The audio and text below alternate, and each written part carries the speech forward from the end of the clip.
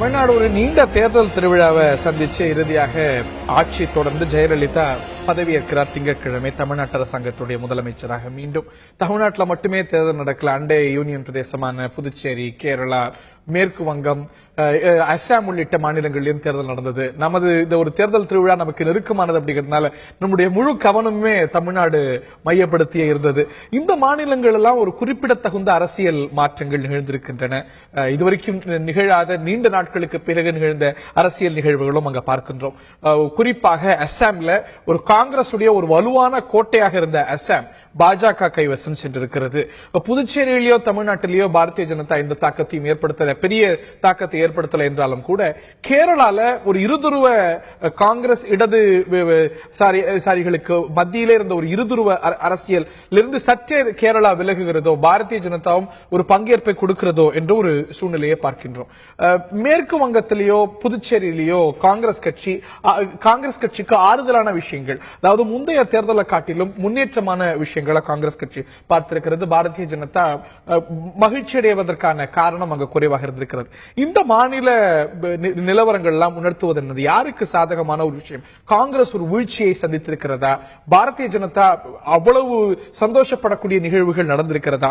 ஒரு டோட்டல் அந்த 5 மாநிலங்கள் அப்படின்னு பார்க்கும்பொழுது இந்த கேள்விகள் எழுகின்றன. விவாதிப்போம் இந்த நிகழ்ச்சியில். நம்முடைய காங்கிரஸ் கட்சியுடைய சட்டமன்ற உறுப்பினர் திருமதி விஜயதரணியும், அதே போல பாரதிய ஜனதாவுடைய மாநில பொருளாளர், அதே போல ஊடக பிரிவு தலைவர் திரு எஸ்.ஆர். சேகரும் இந்த நிகழ்ச்சியில் நம்முடைய இணைகிறார்கள்.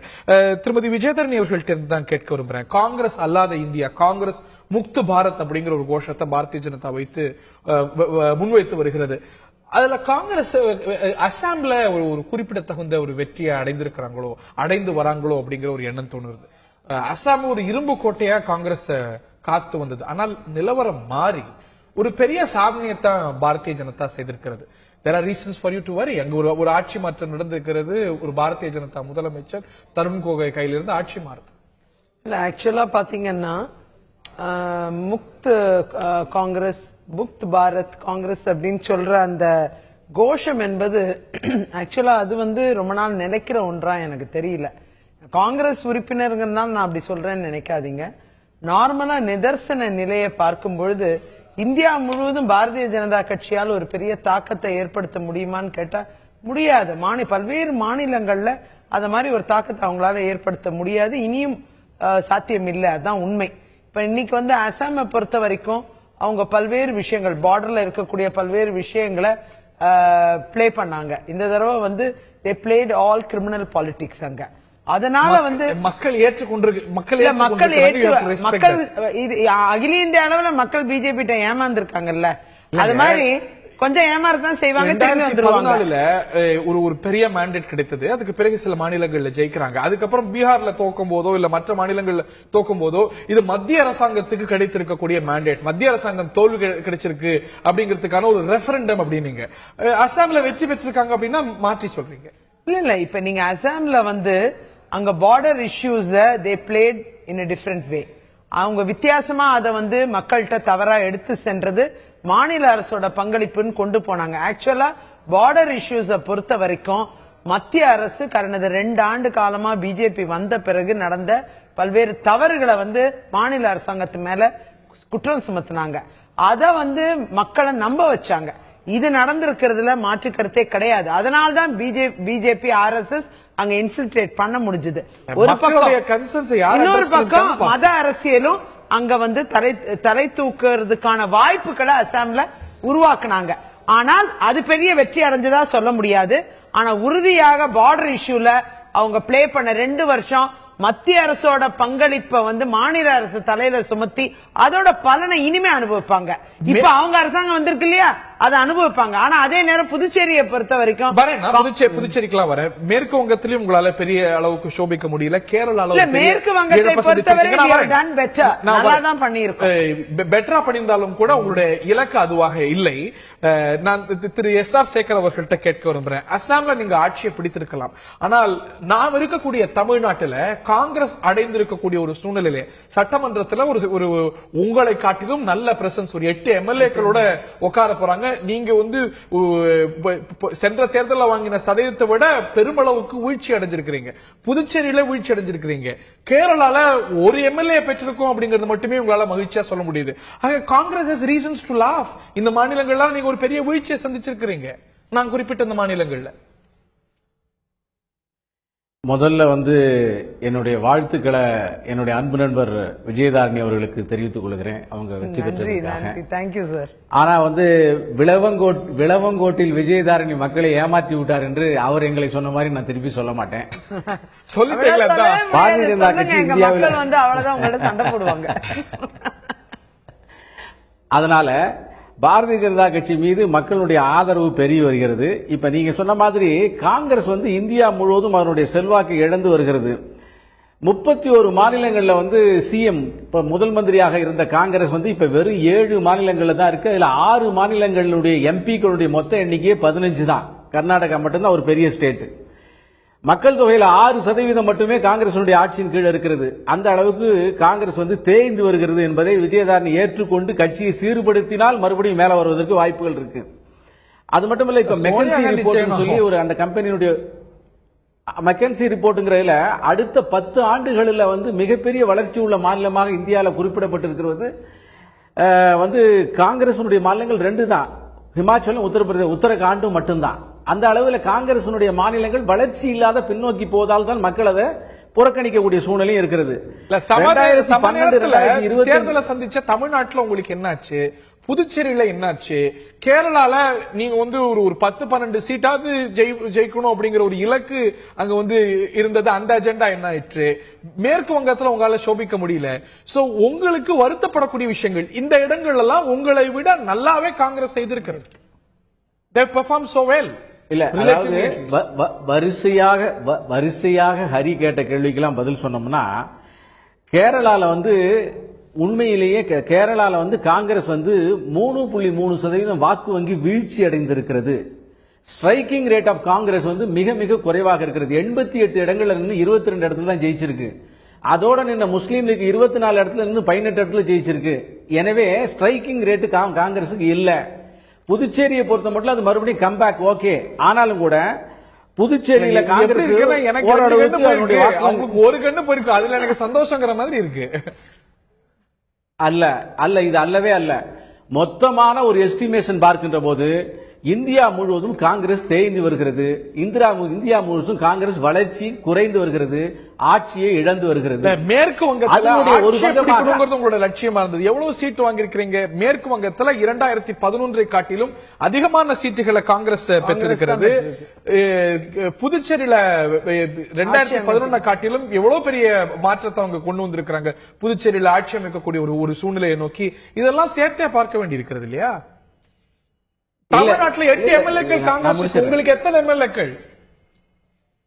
இல்ல, தமிழ்நாட்டில் காங்கிரஸ் 3% வாக்கு வங்கி இழந்திருக்கிறது. 60 இடங்கள் கொடுத்ததுல காங்கிரசுக்கு 41 இடம் கொடுத்ததுனால தான் திமுக ஆட்சி இழந்தது. இன்னைக்கு 8 எம்எல்ஏக்கள் அதெல்லாம் இருக்கட்டுங்க. காரணத்தினால வாக்குகளை பெறாங்க. இந்த முறை தமாக பிரிந்த பிறகும் கூட 6% வாங்குறாங்க. 2014 5.5% வாங்கக்கூடிய பாஜக எவ்வளவு சதவீதம் பெறுகிறது? அதாவது 5.5% பாஜக கூட்டணியில் இருந்துச்சு, இப்ப தனியாக நின்றது. தனியாக நிற்கின்ற போது 2.8 0.6 உயர்ந்திருக்கிறது. நான் வந்து இந்த புள்ளி விவரங்களை எல்லாம் சொல்லி பாஜக வளர்கிறது, இந்த புள்ளி விவரங்களை எல்லாம் சொல்லி காங்கிரஸ் செய்கிறது என்று சொல்லல. இந்தியா முழுவதும் பாருங்க, 12 மாநிலங்களில் இருந்த பிஜேபி 13 ஆயிருக்கு. 31 மாநிலம் இருந்த காங்கிரஸ் இப்ப வந்து 7 குறைந்திருக்கிறது. இப்படியாக காங்கிரஸ் தேய்ந்து வருகிறது. அது மட்டும் இல்லாம அங்க பெங்கால்ல காங்கிரஸ் வந்து கம்யூனிஸ்டுகள், அவருடைய மிகப்பெரிய வைரிகளான கம்யூனிஸ்டுகளோட கூட்டணி. அதே மாதிரி மாநிலங்கள் இங்க வந்து மிகப்பெரிய ஊழல் கட்சின்னு சொல்லி 2013 டிசம்பர் மாதம் பிரிந்து போன திமுகவில் நாங்க உங்களை ஒன்னும் பார்த்துக்க மாட்டோம், உங்களை விட்டு விலகினது எங்களுக்கு பெரிய சந்தோஷம் அப்படியெல்லாம் வார்த்தைகள் தடித்து பேசப்பட்ட திமுக மறுபடியும் போய் சேர்ந்தார்கள். ஆனா அந்த திமுக இன்னைக்கு லக்கேஜா இருந்து கூட்டணி வைக்காம இல்ல, முன்னாடி கூட்டணி வைத்திருக்கிறாங்க. கம்யூனிஸ்டும் பிஜேபியும் கூட்டணி வச்சாதான் ஆச்சரியம். அதுவும் கூட டெல்லியில 1950களில் நடந்திருக்கிறது. நீங்க காங்கிரஸ் நீங்க வந்து லக்கேஜ் எல்லாம் சொல்ல முடியாது. யாரோடு வேண்டுமானாலும் கூட்டணி சேரும். அதற்கு கூட்டணி தர்மங்கள் கிடையாது, கூட்டணி நியாயங்கள் கிடையாது. பேரங்களுடைய மொத்த உரிமை ஆட்சியை எப்படியாவது பிடிக்க வேண்டும் என்று நினைக்கிற கட்சி தான் காங்கிரஸ். காங்கிரஸ் என்னைக்குமே பை ஹூக் ஆர் விமர்சிக்கக்கூடிய கட்சி. ஜனசங்கம் கம்யூனிஸ்டும் கூட்டணி சேர்ந்த வரலாறும் கூட இந்திய தேர்தல் வரலாறுல இருக்கு. சார் 50 ஆண்டுகளுக்கு முந்தைய சரித்திரம் அது. இன்னைக்கு வந்து இவர்கள் காங்கிரசும் சரி கம்யூனிஸ்டுகளும் சரி ஐயுஎம்எல்லோடு சேருவார்கள், கிறிஸ்தவ ஜனநாயக முன்னணியோடு சேருவார்கள், அது மதசார்பற்ற தன்மை இல்லைன்னு சொல்வார்கள். பிஜேபியோடு சேருவதை வந்து செக்யூலர் இல்ல கம்யூனல் சொல்வார்கள். அதனால இன்னைக்கு காங்கிரஸ் உண்மையிலேயே ஒரு கம்யூனலாக மாறி இருக்கிறது. அவர்களுக்கு தேவையான வகையிலே தங்களை மாற்றிக் கொள்கின்ற சூழ்நிலை இருக்கிறது. ஆனா பெரிய பேத்தட்டிக் சிச்சுவேஷன் என்னவென்று சொன்னால் காங்கிரஸ் தொடர்ந்து தன்னுடைய ஆட்சியை இழந்து வருகிறது. மாநிலமாக அது தன்னுடைய அவர் சொல்லக்கூடிய செல்வாக்கை இழந்து வருகிறது. அதற்கு பல ரிப்போர்ட்ஸ் இருக்கு நம்ம கைவசம். பதில் சொல்ல முடியாது. காங்கிரஸ் ஆளக்கூடிய மாநிலங்கள், காங்கிரஸ் சீஃப் மினிஸ்டர்ஸ் பெரிய சரிவை சந்தித்து வருகிறது. ஒரு 31 மாநிலங்கள்ல இருந்து மன்னிக்கணும், அதிகமான அளவுக்கு சிஎம் இருந்து இன்னைக்கு வந்து ஒரு 7 மாநிலங்கள், அதுவும் சிறிய மாநிலங்கள் அப்படின்னு பார்க்கும்போது ஒரு பெரிய வீழ்ச்சி இல்லையா? இல்ல இப்ப வந்து இட்ஸ் டைம் டு இன்ட்ரோஸ்பெக்ட். அதுல வந்து திரும்பி பார்த்து சரி செய்ய வேண்டிய பல்வேறு இடங்கள் இருக்கு. அது நாங்க இல்லைன்னு சொல்ல மாட்டோம். நிறைய விஷயங்கள் சரி செய்யப்படணும். படிப்படியாக அது சரி செய்யப்படும், அதுல மாற்று கருத்தே இல்லை. ஆனால் அதே நேரம் மீண்டும் மீண்டெழக்கூடிய நேரம் வந்தாச்சு. அதுதான் நீங்க பார்க்கணும். இதுல வந்து இன்னும் சரிவுன்னு சொல்ற டைம் கிடையாது. இது எங்களுக்கு இந்த 2 வருஷம் வந்து இது கடுமையான சரிவு தான். நாங்க அது ஏத்துக்கிறோம். சில இடங்கள்ல நாங்க வெற்றி பெற்றாலும் பல இடங்களை இழந்திருக்கோம். அது நிதர்சன உண்மை. ஆனால் அதே நேரம் மீண்டெழுற டைம் இப்ப ஸ்டார்ட் ஆயிருக்கு. அதுதான் நீங்க பார்க்கணும். அறிகுறி வந்து புதுச்சேரி தான் அறிகுறி. திருப்பி நீங்க பெங்கால்ல செகண்ட் இடத்துக்கு வந்திருக்கோம்னா அது ஒரு பெரிய அறிகுறி. இன்னைக்கு சிறிய மாநிலம் ஆனா இல்லையா, வந்து ஒரு தேசிய சூழலை வந்து ஒரு ரெப்ரசன்டேட்டிவா பார்க்க முடியுமா? புதுச்சேரியை பொறுத்தவரை அதை சாம்பிளா கூட எடுத்துக்கலாம். நீங்க புதுச்சேரியை பொறுத்தவரை அங்க நாங்க ஸ்ட்ராங்கா தொடர்ந்து ஆட்சி பண்ண இடம். கேரளால ஆட்சி இழக்கிறீங்க. நீங்க வந்து தொடர்ந்து அந்த ஆட்சியை தக்க வைத்திருந்தா நீங்க சொல்லக்கூடிய இல்ல. கேரளாவை பொறுத்தவரை மாறி மாறி வரக்கூடிய தன்மை பாரதிய ஒரு பெரிய இன்ட்ரோட் செய்கிறது. ஒரு 15% வாக்குகளை பெற்றிருக்கிறாங்க. இதுவரைக்கும் இல்லாத வகையில ஒரு எம்எல்ஏ பெற்றிருக்காங்க.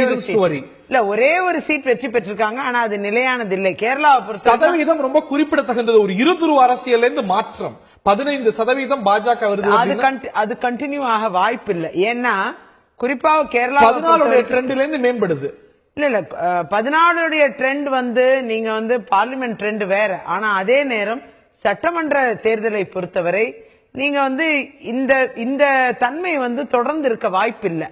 அடுத்த பாராளுமன்றத்துக்கே மாறிடும் கம்ப்ளீட்டா. நீங்க பார்க்கலாம். அத இது வந்து ஒரு ஸ்லைட்லி ஒரு ஷிஃப்ட் வந்து தே கிவ் பல ப்ராமிசஸ். இவ்வளவு நாள் செய்யலைங்கிறது ப்ராமிசஸ் சொல்லி வாங்குற மாதிரி நாங்க மத்தியில இருக்கோம், இதை கொண்டு வந்துரும் அதை கொண்டு வந்துருங்கிற ப்ராமிஸ கொண்டு வராங்க. ஆனா but that may not happen. அது பிஆர்ல தோற்ற போது இது வந்து மத்திய அரசாங்கத்துடைய தோல்வி அதுதான் விளைவு அப்படின்னீங்க. இங்கன்னா அது ஏமாத்துவாங்கங்கறீங்க. இல்ல நோ அப்படி ஒரு ப்ராமிஸ் இருக்கு இல்லையா? அந்த ப்ராமிஸ் எப்படியுமே நீங்க பாத்தீங்கன்னா LDF ரூல்ல that cannot be established. அதை வெளிப்படுத்துறதுக்கான வாய்ப்பே இருக்காது என்ன கொண்டு வந்தாலும். அதுதான் நிலைமை. ஆகையால கேரளால இன்ட்ரிபியூஷன்ங்கிறது பெரிய பாதிப்பு இல்ல. புதுச்சேரியில மீண்டும் இது வந்தது ஒரு பெரிய சாம்பிள் வெற்றி தான் நான் சொல்றேன். மீண்டும் வரதுக்கான வாய்ப்பு.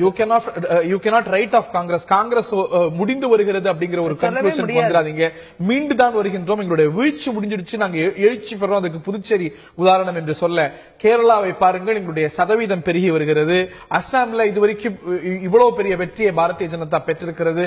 ஆக பாரதிய ஜனதாவுடைய செல்வாக்கு பெருக காங்கிரஸ் செல்வாக்கு தளர்ந்து காங்கிரஸ் இல்லாத ஒரு இந்தியா உருவாகி வருகிறது பாரதிய ஜனதா சொல்கிறது. இருவருமே அடையக்கூடிய விஷயங்கள் இருக்கின்றன.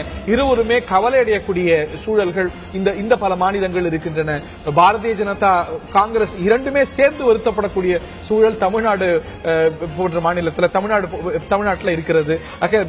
இருவருமே இன்ட்ராஸ்பெக்ட் பண்றதுக்கும் இருவருமே நம்பிக்கை வைக்கிறதுக்கும் இருவருமே வருத்தப்படுறதுக்கான ஒரு மிக்சட் பேக் தான் இந்த ஒரு 5 மாநில தேர்தல் முடிவுகள் வந்திருக்கிறது.